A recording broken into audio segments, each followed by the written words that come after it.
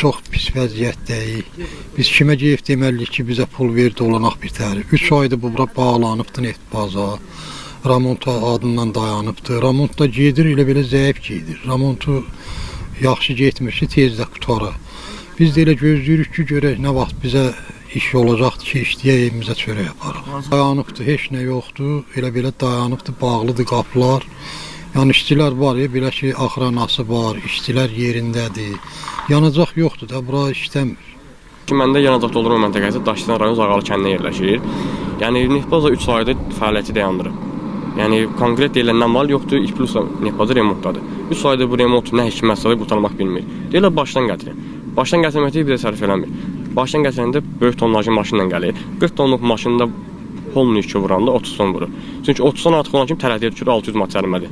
Onu 30 ton gətirən maşında Bakıdan Gəncəyə 700 manata gətirir.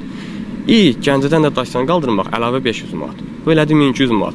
Amma mən buradan 10 ton 100 benzin aparanda, 1 zil benzin aparanda 180 manat ödəyirəm.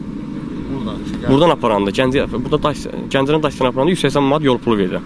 Yəni 30 tonu mən buradan aparanda 540-560 manat pul eləyir. Yəni heç 600 eləmir də. Amma 30 tonu mən başdan gətirəndə 1200 manat yarı ziyan eləyir. Divanlı ziyan. Maşınların qırığından heç gedib gəlmək nədir onadır, xeyir eləmir. Luş eləcə oturası zapravka bağlanır. Bir dənə xahiş eli adiyyəti qurumlardan bu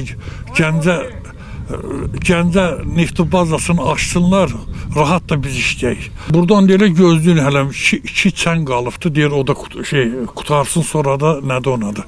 İşə başlayacaq. Amma belə yesə inanmıram, dekabrı işsiz qalacaq yenə.